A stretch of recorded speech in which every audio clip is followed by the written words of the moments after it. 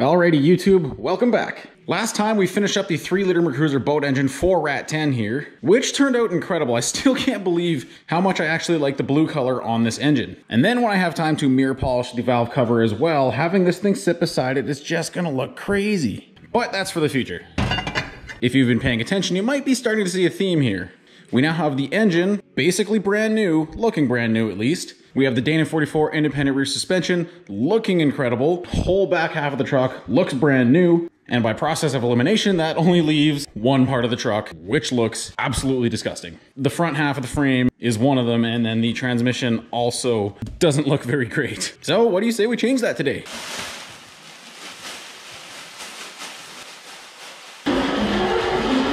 I am going to cover the back half of the frame too, just to keep some of the dust off it, because all the stuff that's going to come off the front of the frame will end up everywhere back here again, and I don't want that.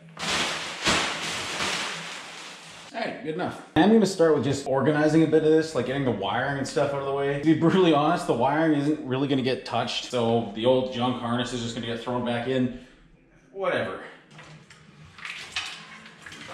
I can actually pull that out.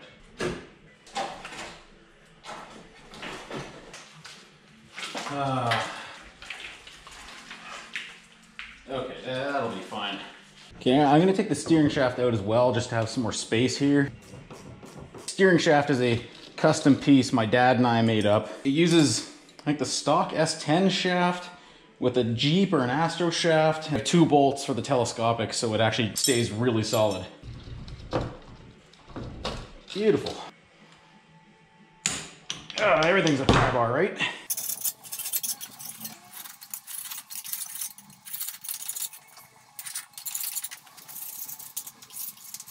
I honestly don't care if I get all the gunk off, because nobody sees this. That's just between us.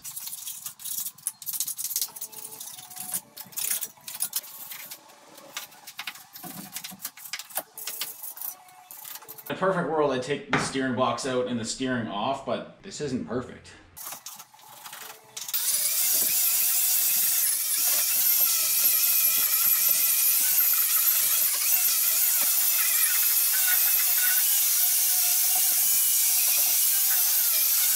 Yeah, that's all I have patience for. It might not look like I did much, but all the stuff you're gonna see is pretty clean, and that's all I care to do. Before you give me shit for it, I'm painting over most of the greasy stuff on all the steering components and whatnot because they're a few years old now and they can just get replaced. So I'm just going for good enough. You gotta remember, it's a shit box, so we're cutting a few corners here. I do value the floor though.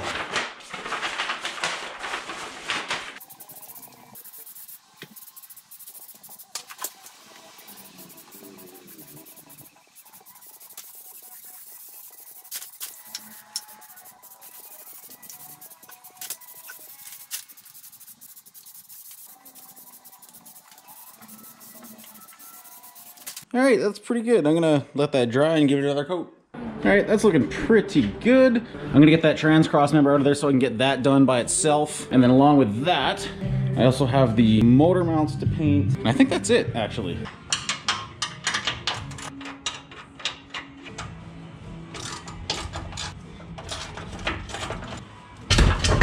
Oh, that's one way to do it. God damn it. What the fuck? Oh my god, you gotta be kidding me. Really? Oh my goodness. Alright, I'm just gonna let you hang out there while I hate my life for the next half an hour. As far as like wiring fuel lines and rust, I'm just painting over it because I don't care. The top of the frame rail I'm gonna get as good as I can because I also don't really care. Oh goodness, that's a bright light.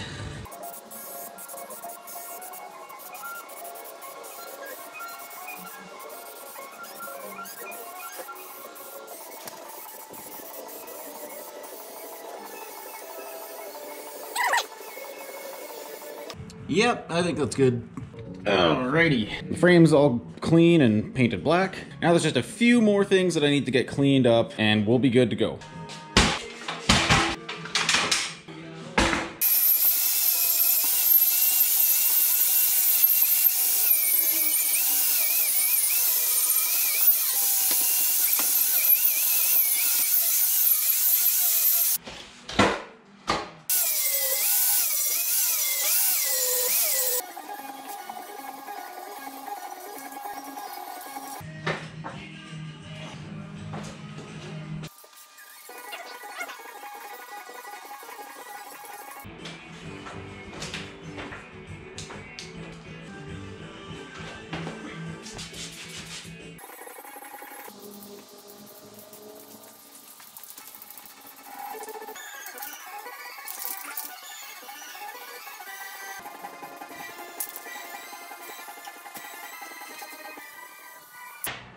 Okay, we'll kick that off to the side.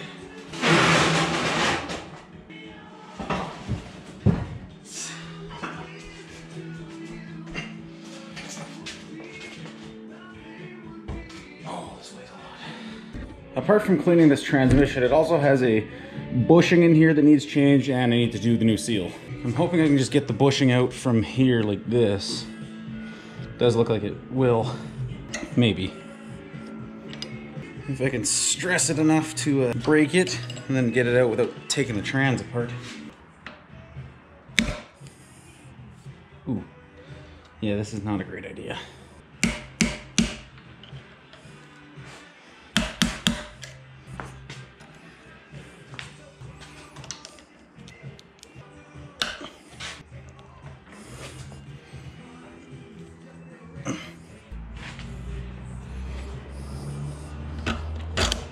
Nice. Ooh, yeah, this thing's been spinning in there. Oh no. That's not good. Oh, look how beat up the inside of that is. Wow. For context here, I couldn't get the slip yoke to go in enough on the transmission. It was binding up and then you wouldn't be able to spin it. So, I got a new one.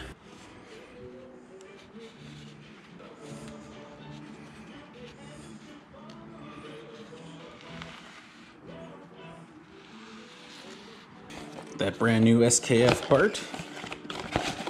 This is actually for a Turbo 400 if you're curious. Yeah, a ZF6 and a Turbo 400 use the same parts. Looks a little better. Should verify it actually fits my slip yoke. Oh yeah.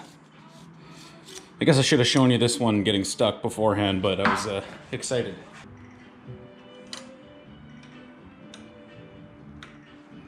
Use the plastic end of an old file to get this in here because I don't have anything great for driving seals.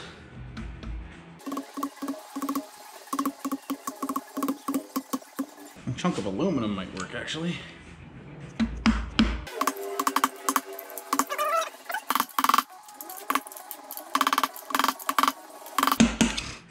Okay, that's really as far in as she needs to go. Hope and pray this actually fits in there nicely. Oh yeah. Oh, thank God. This means that the drive shaft I have off to the side over there is actually going to work. This is an old steel drive shaft from a second-gen Camaro. It used Saginaw U-joints before, and I think the caps of this one are bigger than these. So this is one of the caps from the Corvette U-joint. As you can see, it's a little sloppy in there. So there are adapter U-joints that you can get that have the small cap for the yoke and the big cap for the drive shaft. Now that this goes all the way in, this will work perfect.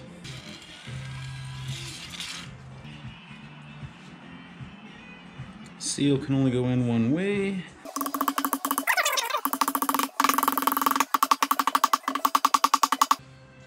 Gorgeous. Oh, beautiful, dude. Not the tightest seal in the universe, but it'll work. I think I can just give this a clean in the driveway.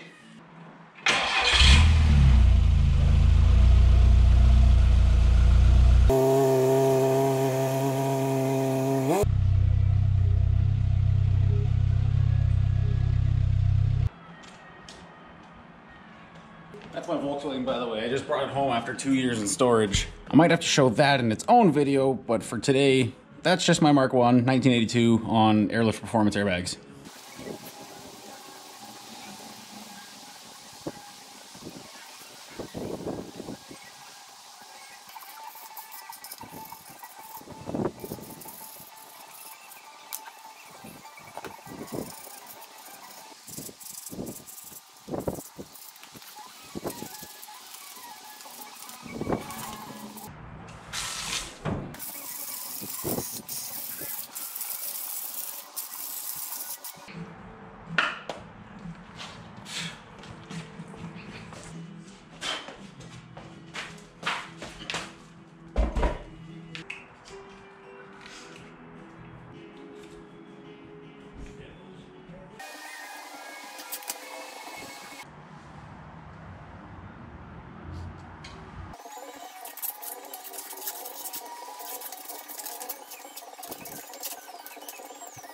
Give that a sec to let the water finish drying and then we'll get to painting. It's not perfectly clean, but whatever dirt is there can stay there.